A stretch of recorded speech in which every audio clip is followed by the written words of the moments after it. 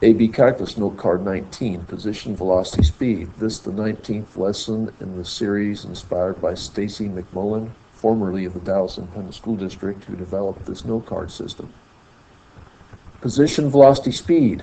Position function, the function s of t or x of t. That gives the position relative to the origin of an object as a function of time. Instantaneous velocity tells how fast something is going at that exact instant or value of t, and in which direction, how the position is changing with respect to time represented. And direction is going to be defined by plus or minus.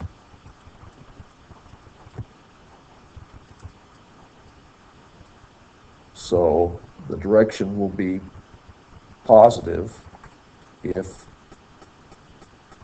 the value is a positive number, or negative if we have a negative number. So anyway, the different ways of writing this rate of change is ds dt equals s prime of t equals v of t, and then we have this form here, which is in that of a definition of derivative.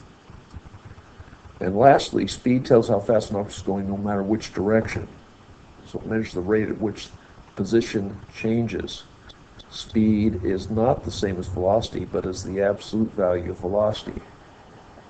So speed cannot be negative. It has to be greater than or equal to 0. So let's go on to work the problem. Do the following free response problem by hand and then with a calculator. This is from the 1983 AB test. A particle moves along the x-axis so that at time t measured in seconds, its position is x of t equals t cubed minus 6t squared plus 9t plus 11, and that position will be measured in meters. So the first question, what is velocity of the particle at t equals 0? And then we'll interpret that meaning. And so our velocity, v of t, is equal to x prime of t, or the first derivative. And then taking that first derivative of this function here, we're going to have 3t squared minus 12t plus 9. And so if we say, what is velocity at t equals 0? We will have v of 0 is equal to x prime of 0, which is going to be equal to essentially the y-intercept, or 9. So interpret the meaning of the answer you found. Well, that's going to be, let's talk about units here. We have position in meters, so we're going to have meters, and time is seconds, so we're going to have meters per second. Those will be our units. So we can interpret the meaning at t is equal to 0, velocity is 9 meters per second. So essentially, you're making a sentence out of what you already discovered here with your analysis. B, during what time intervals is the particle moving to the left? Justify your answer. Okay, now we get into complexity that we haven't really worked at yet. It comes with critical numbers. So we're going to look for places at times where the velocity is 0. So if we take this function here, x prime of t equals 3t squared minus 12t plus 9, we can set this function equal to 0. So we have 3t squared minus 12t plus 9. And then we can factor, we hope, to figure out what's going on here. So we take out a 3, factor out a 3, we have t squared minus 4t plus 3. And if we divide by 3, we have 0 equals, and what are the factors of t squared minus 4t plus 3? We have t, and t, we're going to have a negative times a negative, and the factors of 3 are going to be 3 and 1, and we hope that when we multiply through, we get up with the original here, and we do. So we have 0 is equal to t minus 3, and 0 is equal to t minus 1.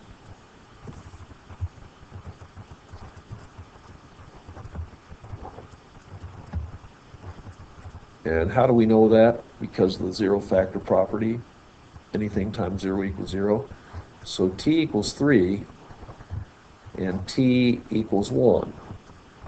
And so these are called our critical numbers.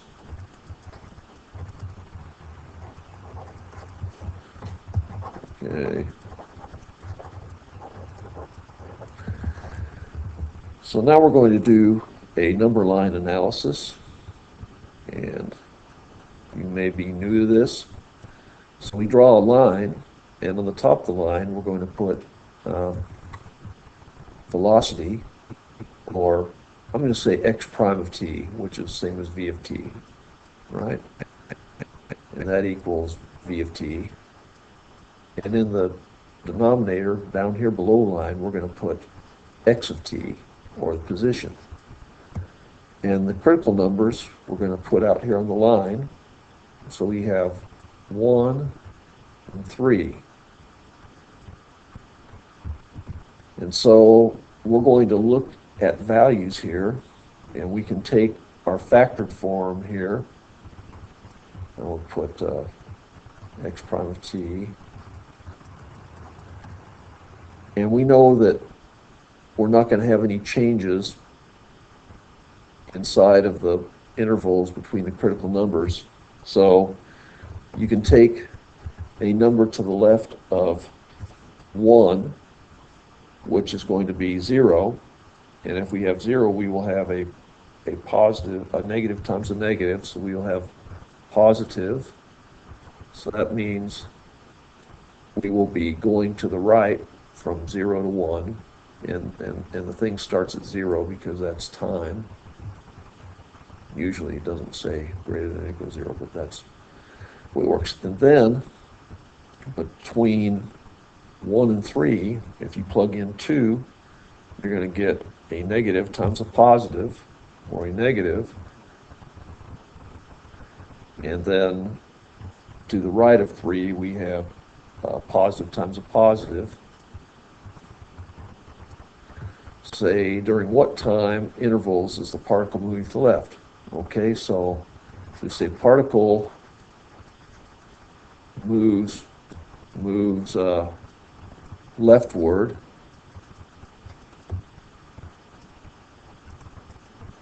on the interval of 1 to 3, and why? And our justification, because v of t equals x prime of t is less than 0. So that's our entire justification. And you're going to get a lot more experience in these note cards coming up and elsewhere on these types of justifications. So that's it. Good luck. And I forgot something, didn't I? It said justify using the calculator. So I did graph the calculator previously. Press enter, and I don't see that is the function right there. I'm going to change my window menu, window zoom, and we need to increase that Y value up here quite a bit. So make y max 30. I hope that gets us to most of it. Yeah, so we do get a good idea. So I hope you can see that the function, value of the function is increasing all the way up to x equals 1 and decreasing down to where x equals 3, and we can go trace and verify that. This is a TI Nspire CX calculator, by the way. And so we have a maximum where x equals 1, and now the function value is decreasing all the way to